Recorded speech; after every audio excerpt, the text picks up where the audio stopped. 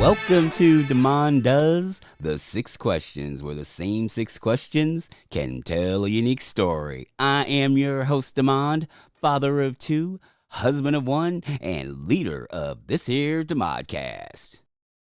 Thank you if it's your first time, and thank you if it's your next time for joining us on Demond Does. Before we get started, please remember to leave a 5-star review wherever you downloaded this from. Leave some notes or comments or whatever, because it helps the show grow. I don't know how it works, but those are the rules, and that's what we're going with. And now, on to the review. The Produce Stand podcast is like Letterkenny. There's more going on once you peel back the surface. The show starts off with a limerick read by Matt and written by Al, and then they share what's happening in their lives, which I feel has been key to creating a great sense of community, especially since the pandemic started. Al, Tanya, Victor, and Matt then break down the episode of the week, and while doing so, they invite us into their lives for a little while. It feels like the Hicks hanging out in front of the produce stand on the show, with them sharing what's been going on and them chirping at each other. I know it's weird that I don't like the use of all the sound clips in the show, and part of it's because I watch the show with the subtitles on, because it's hard to understand the dialogue sometimes. So just hearing the clips during the show is tough for me. Also, I think it takes away from the banter of the show, which I love. But I'm probably in the minority opinion, because what I'm most impressed by is how they've grown their community around the produce stand that's welcoming. The addition of weekly guests, recruiting from their Patreon, expands their community and brings even more diversity to the conversation. One of the shows I listened to was the recent Ag Hall social episode, where listeners come together with the hosts to talk about Season 8. They've also had a surprise guest show up that was involved with creating Letterkenny to join them. It's a testament to the community that has sprung up around the podcast and a way to get a clear sense of the show.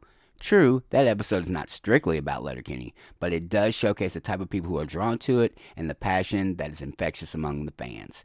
If you get a chance, if you like Letterkenny and you like the banter around it and you like a good, strong sense of community, this is one of the shows that you should check out.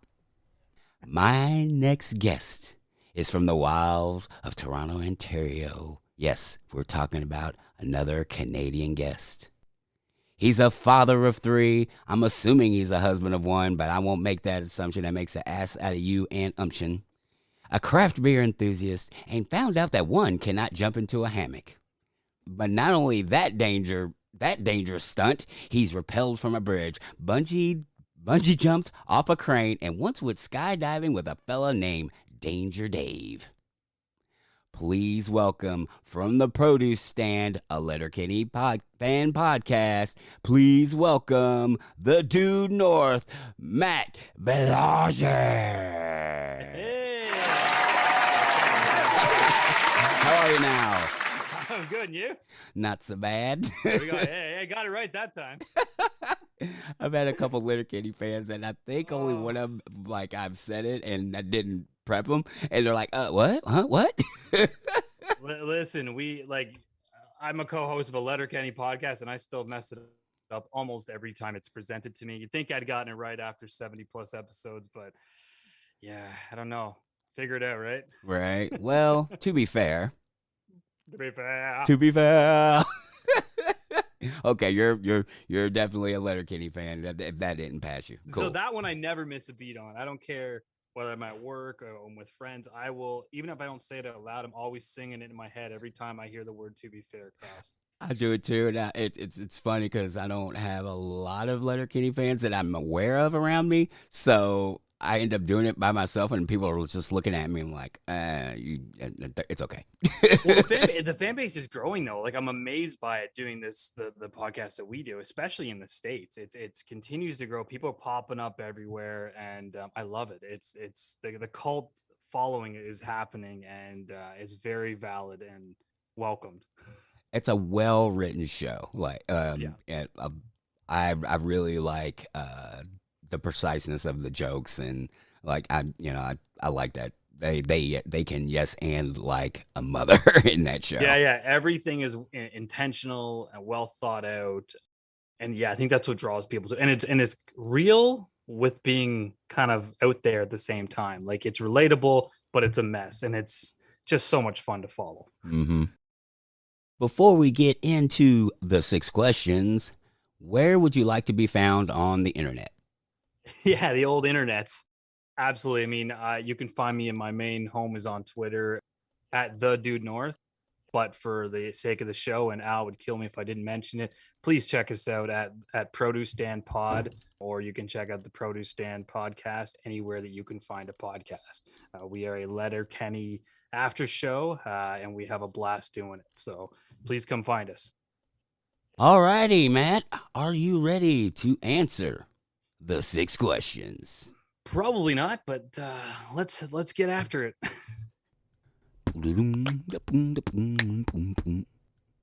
Question number 1. When did you know you wanted to get into podcasting? See, of your questions, this one's the easiest one. I didn't. I mean, that's not the answer I think people want, but I didn't. I actually didn't have a clue. Podcasting, to be completely honest, is still a very new thing to me. Really?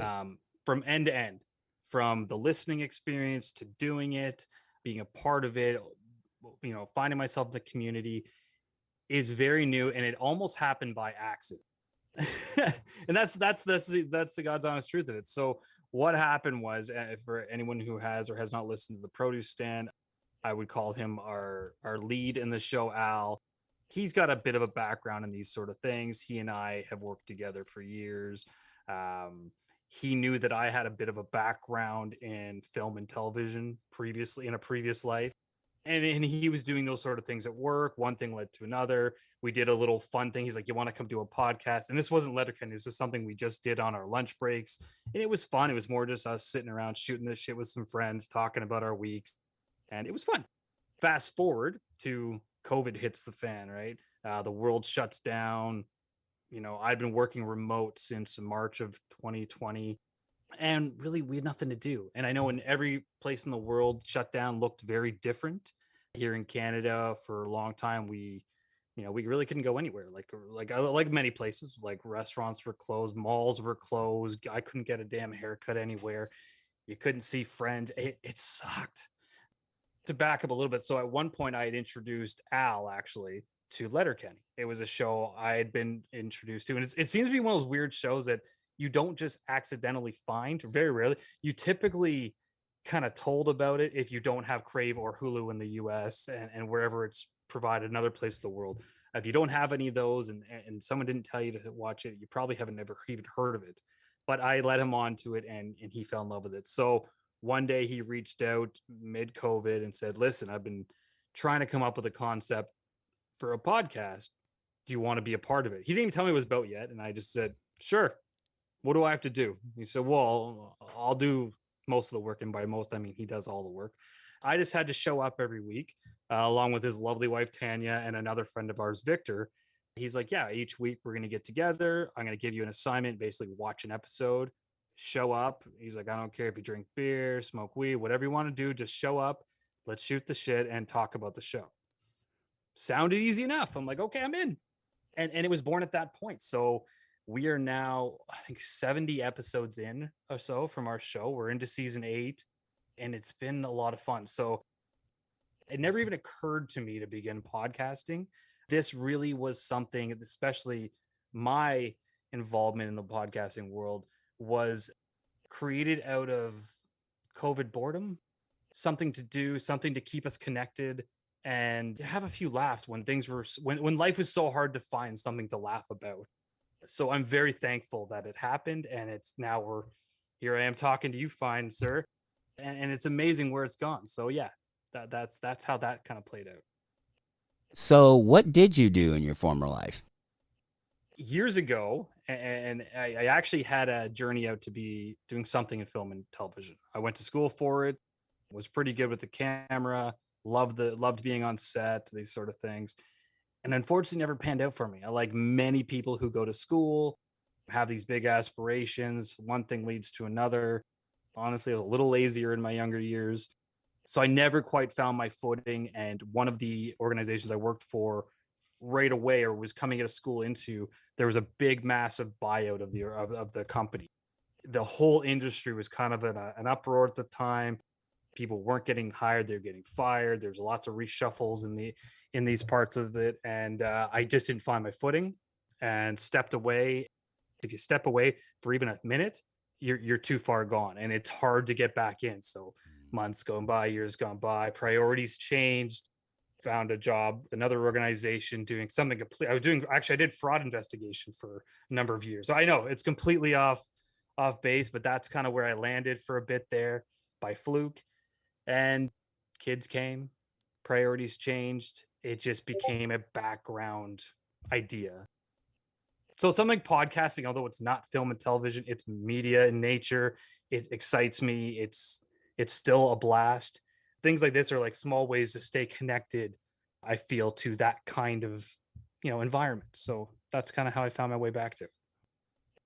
Has your experience helped you with podcasting at all?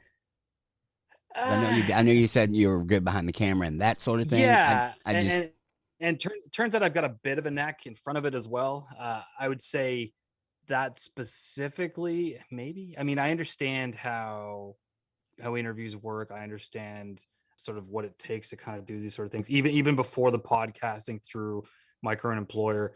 And with Al working a lot of times, we did a lot of things like this. So we did internal learning modules where I would be the voice for it, or I would be the face that presented things. I even took my, without listing who I work for specifically, I've done process management work for a number of years, and I found ways to illustrate big changes in our organization using video.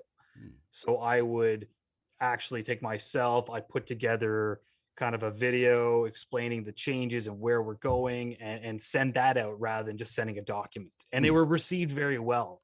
So it was fun to kind of, be in front of a camera, play around some editing, just kind of get that sort of that touch again, but doing it where I am. So I managed to find ways to layer old passions into current lifestyles. So I find it where I can, and it just gives me some fun times in between it all.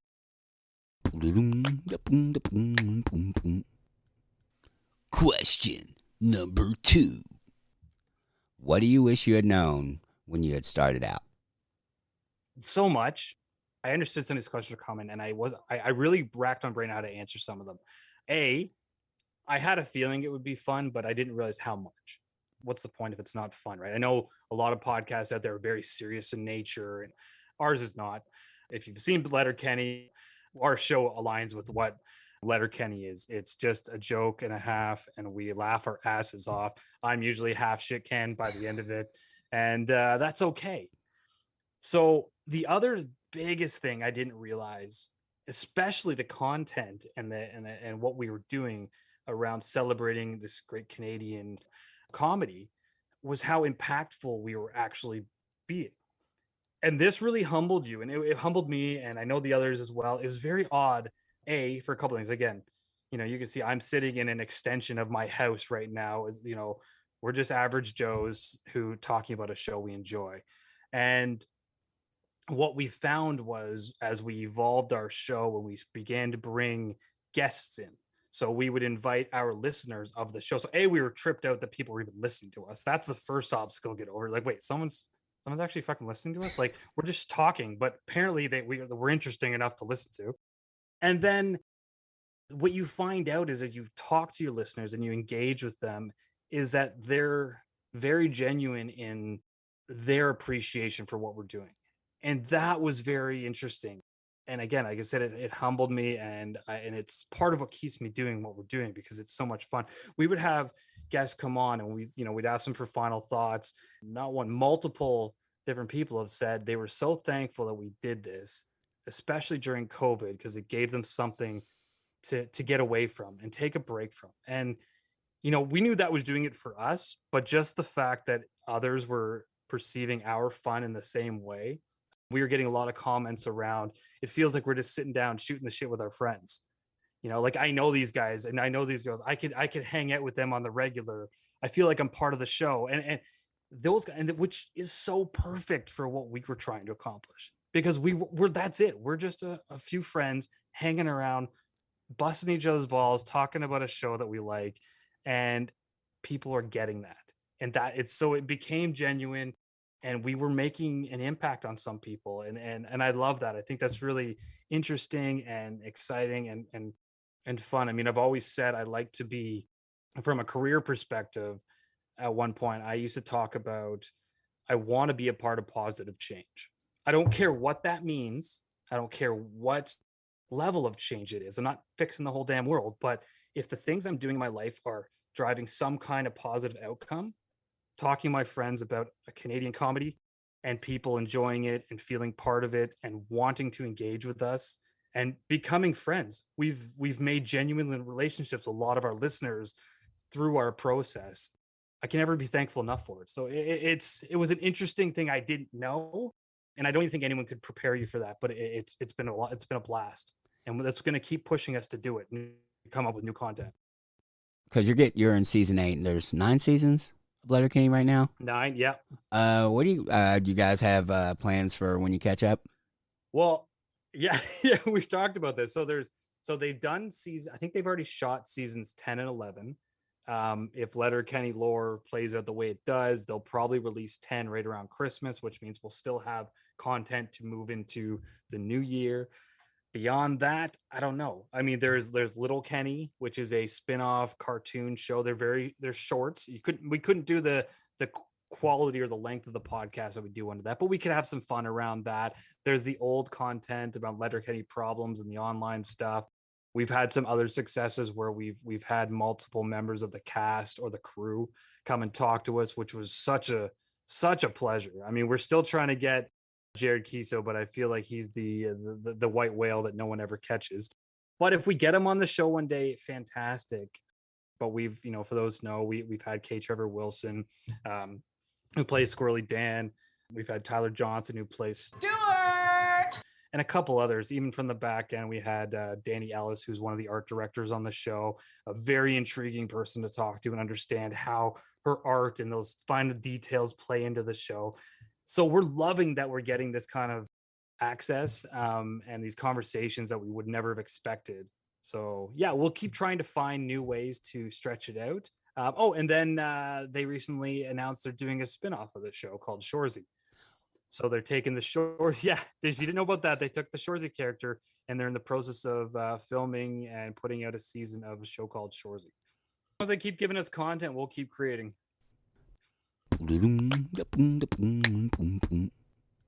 Question number 3. What's your go-to order at your favorite hometown restaurant? I thought we'd go completely off base here. I'm a food snob. That's who I am. I wasn't always a food snob. In my previous relationship with my ex, she didn't like food at all. So our exciting meal out might be chicken fingers and fries. The relationship and the wonderful woman I'm with now, she loves food like I do. So I'm catching up for years of miss out. But when it comes down to it, there's very few things that we repeat. For me, it would be, there's a small chain here in Toronto called North of Brooklyn. It's a pizza place, 5 or 6 locations. And normally I wouldn't say pizza, but this place, it's phenomenal. Stone oven, baked pizza. This is I don't know, it's just a basic sauce of some sort, but you've got pickled onions, jalapenos, calabrese sausage, a drizzle of honey on this thing. And it is, oh my God, dude. I can't get enough. I get upset I literally get upset and emotional when the box is empty because it was that good. And I don't do that about a lot of things. So that's an easy go-to if I need a good bite.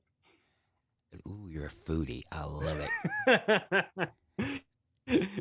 I love it. I mean, I could talk about 1,000. I mean, Mexican food is my jam. That one, I could eat that every day, all day.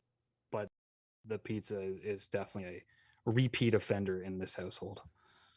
Does your wife do all the cooking, or do you cook as well? Well, no, I can cook. She definitely takes the helm. She doesn't think she's a good cook, but she's actually an amazing cook. There's certain things I take over for. So, as an example, in the Thanksgiving, and I did a ham. So we did turkey one night at her parents' place. Her mom made it. Then we did a second Thanksgiving dinner at our place with our Oma, and I cooked a ham. And that one I took over. So I brined it for like 24 hours. Made this really nice orange and the hell was brown sugar glaze. Oh, and dude, it was not to brag, but it was fucking phenomenal. No, brag, man. If it's delicious, it's delicious. You can't. It's not bragging if it's true. I know, right?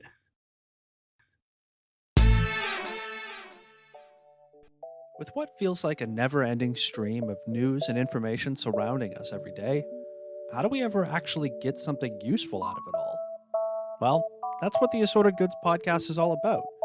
It's a more casual perspective on what's going on in the world, where each episode, your host Dan, myself, a regular guy turned curious mind, dives into a topic from the news, history, or whatever's on my mind that week. Then we slow it all down and dig a little deeper, passing along all the things that I learn from me to you. Subscribe to Assorted Goods wherever you listen to your podcasts, and join me on my journey to learn a little more. And not be too serious about it. I'll see you there.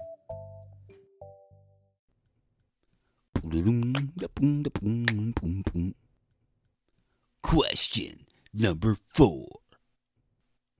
What are you curious about? I hated this question, but I love this question.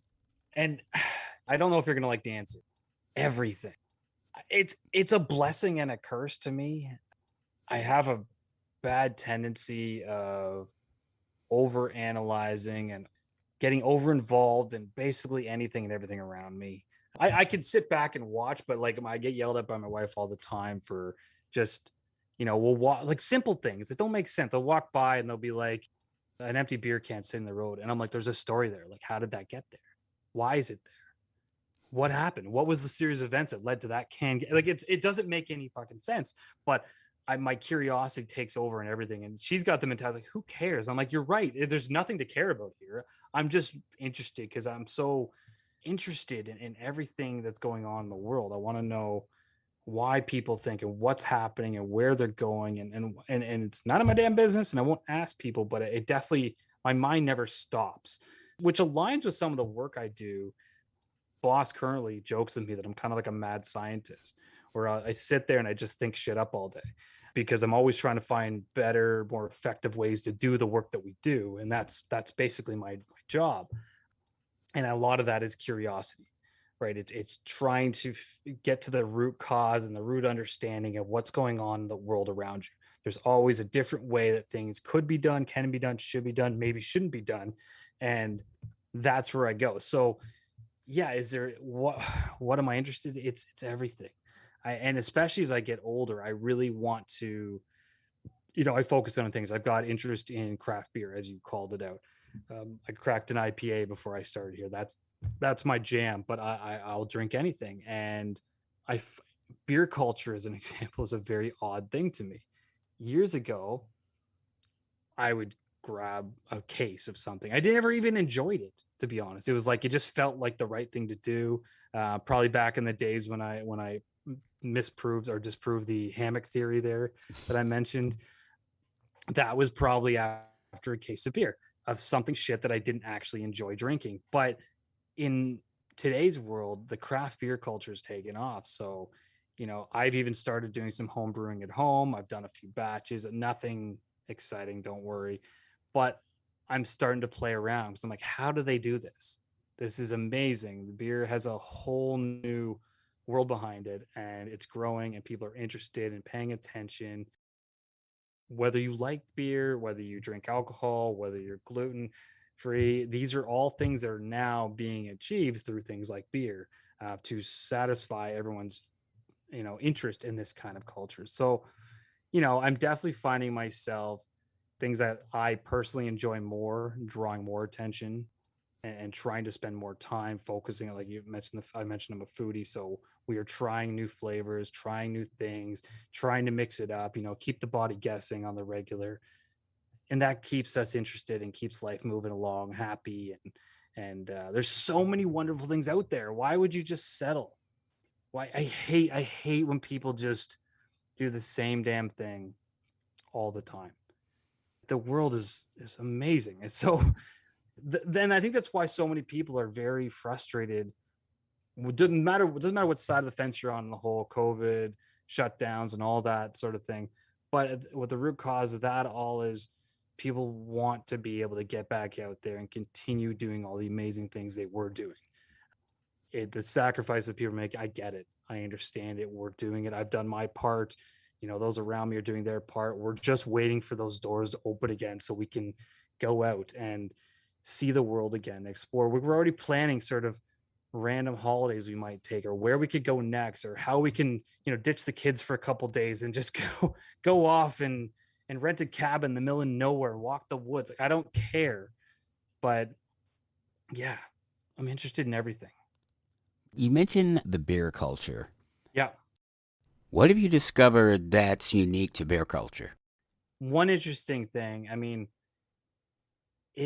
we're also, we clearly drink too much. We're also winos on the same scale, and we'll do vineyards and things like that. I don't like wine culture very much. We'll do the vineyard thing. I find it very almost snooty in a lot of places. You're finding new vineyards opening up. We've got a couple of good wine areas here in Ontario, but you're finding these sort of more modernized, I'll call 21st century vineyards, where they understand that people of any age and any, however money you have in your pocket, you can still come and enjoy a bottle of wine.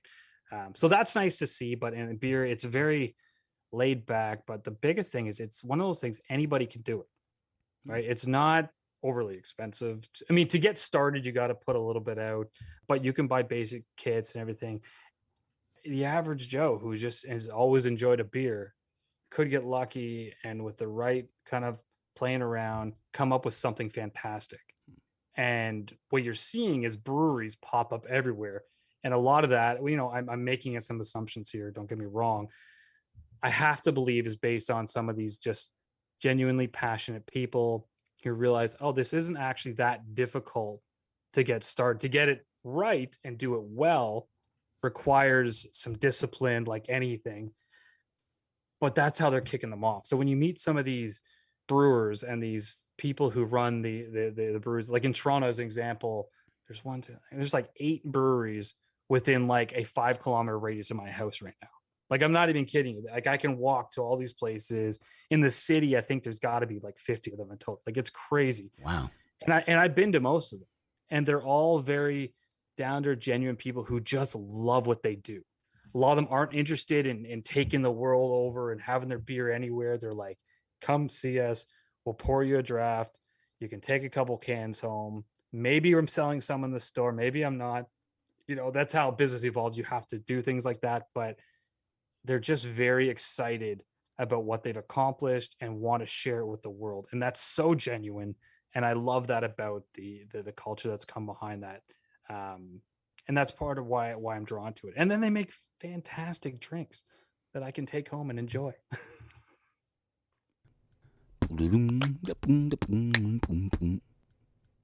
Question number 5.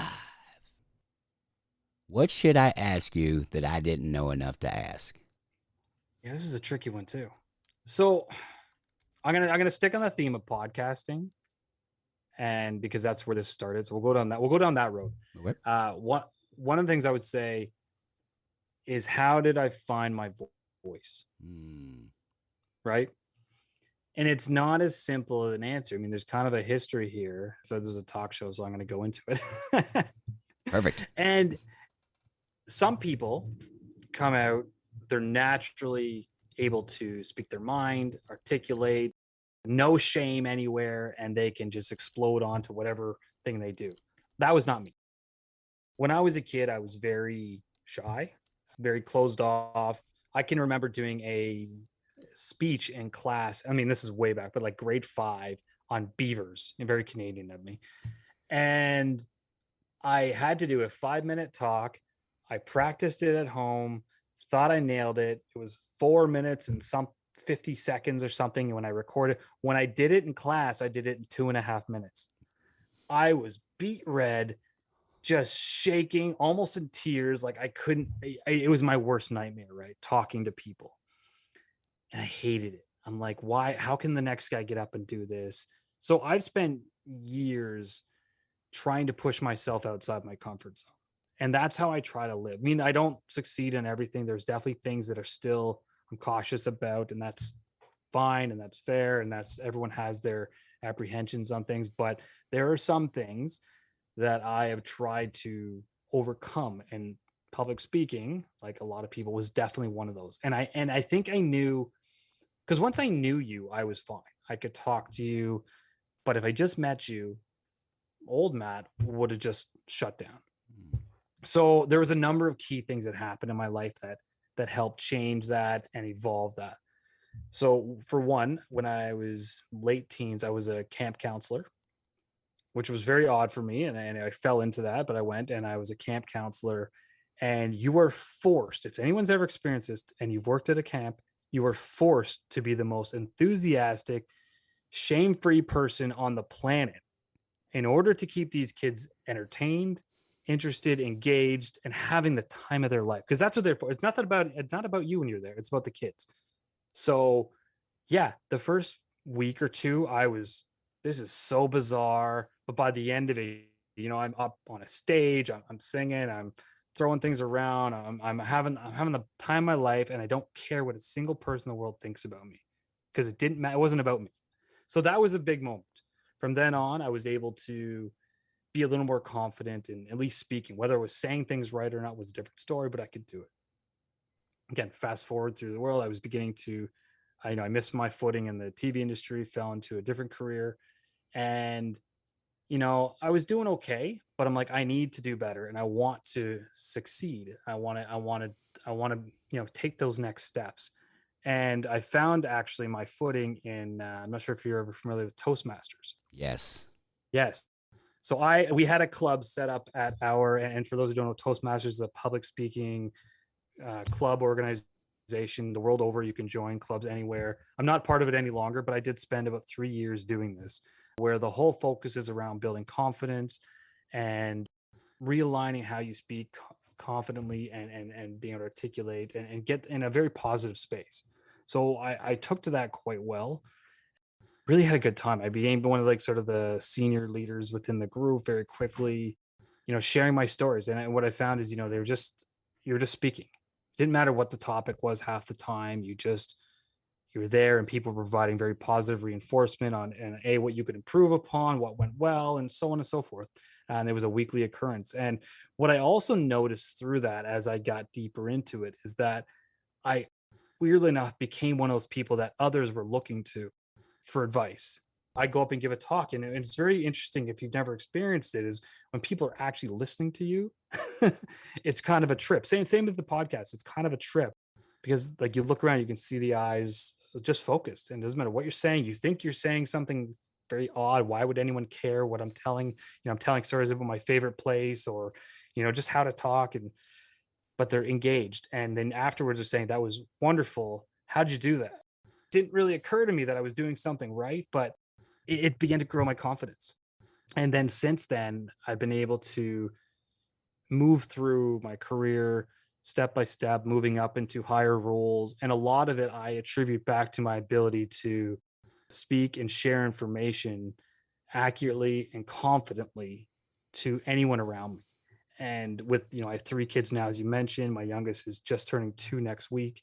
My oldest is 10. I keep my 8-year-old, my 10-year-old, I tell them, listen, guys, you're in school right now. It's all important. Schools want, you have to do it, whether you like it or not. But here's the 3 things I want you to focus on the most for now. I want you to learn how to read.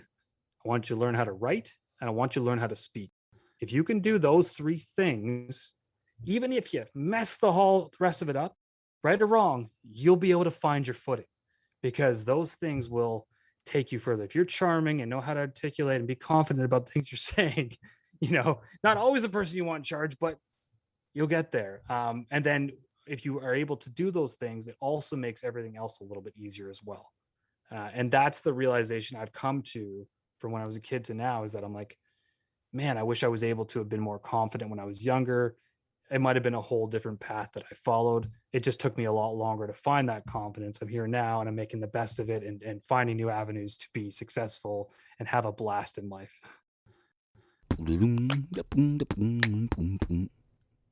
Question number 6. If you could create a new holiday, what would it commemorate?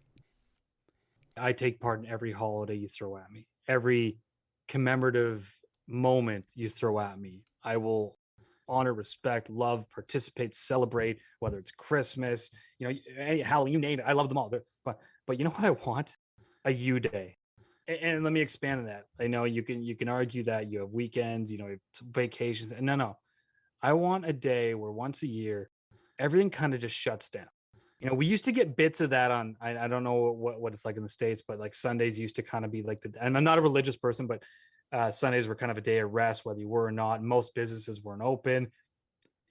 People complain like, oh, I can't get the things I need, but it was one damn day. And now everything's open 24 hours a day, anywhere you go. It never stops.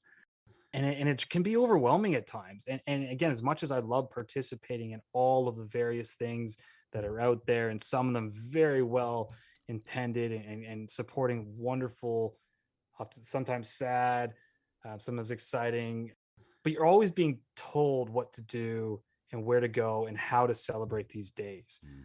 What they need is a day where it kind of shuts down. Businesses close, the internet goes into like sleep mode, work doesn't happen, where you just do you, whatever that means. I don't even care, but you're given the freedom to just be you for a day, to sit back and enjoy some time to yourself without anybody telling you what you should be doing for that particular holiday. It doesn't exist. And again, the argument with those are weekends, those are your vacation time. But I would argue against, because even you've got kids and stuff too. Weekends come, I'm always doing something. We're doing errands, we're fixing stuff around the house, we're visiting other family. There's always something we're planned to do. But if you take away that the planning, or a lot of the elements that often result in what you planned, you're left with yourselves, your immediate family, the things around you, and just a day to just chill and shut down and separate from the insanity of the world, because we have way too many things available to us. It's awesome, but it's also just borderline insane, and no one knows what to do with themselves anymore. That is very true. I try to do that with my birthday. Actually, the holiday question, people who've known me a long time will say, "Oh, I know what you'd say, Demon Day," because I celebrate I count down to my birthday. Like, Yeah. it's August 10th. That's amazing. And it just and honestly, the countdown is probably a bigger celebration than the actual birthday. Like, I tend not to do much. Like, I don't remember what I did my last birthday, but I remember counting it down and and saying Happy Demon Day to people that I see on my birthday. But other than that, and it's just to spread joy and make people laugh and that kind of thing. But that's kind of what that sounded like when you said that. I was like, oh man, he would love the concept of Demon Day then. Yeah, I'm in. When is it? When's the first Demon Day? I'm in. August 10th. It's August 10th every year. We've had of them. But yeah. but I tell people all the time, it's like, I stole the idea from a client of mine, because her birthday's in January and it was Beccuary. Okay. You know what I mean? I was like, ooh.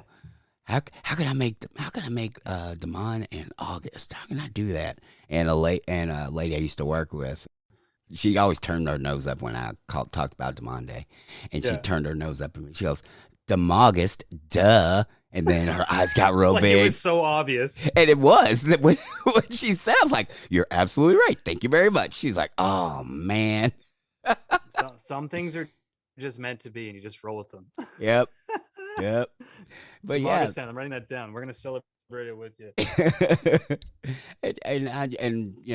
I believe that for most people, or for people, it should be their birthday. I mean, people I know people who hate their birthday, and for whatever their reasons are, and I always find that just a little bit sad, because if you didn't have it, the alternative is really sucks. So at least as far as we're aware of it, We even argue that. I mean, it's not the alternative. I agree with you there. But again, you've got kids. I've got kids. When my birthday comes, it ends up being more about the kids celebrating for me rather than me. And again, I love it, and I would never change it. Don't get me wrong there, but it's very much, oh, don't you want to do this because the kids would love doing it? Do you want the kids would love that? So you do all these things because they're your everything, and you want to enjoy the day with them, but you still don't get that shutdown that sometimes is just necessary. Yeah. And it's hard to come across. So being able to find ways to do that, I think, are important for everyone. You hear about things like mental health days and things like that. Not to go stray too far here, but I'm not going to lie. I've taken them in the past too, where I've called in sick, and really I wasn't necessarily sick in the physical sense, but I'm like, I just need a day to shut down because there's so much going on. I need to breathe for a minute, and that's okay. And that's really, it is so okay. And anyone who tells me they took a day off just to chill, good for you. Absolutely. Because you can't get them back, and you can't get them back, and nobody regrets the day they didn't go to work. Yeah.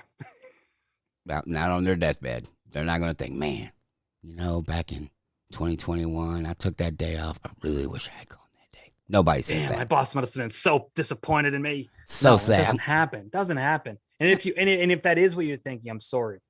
Like, yeah. I'm trying to think of how much, because people do love their jobs. I genuinely enjoy mine. You know what I mean? But if I could be home every day and still make the same amount of money or have all our needs taken care of, I wouldn't do it. Yeah, not going to front. Absolutely.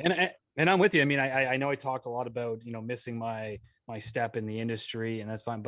And it's taken me a long time, but I genuinely love what I do now.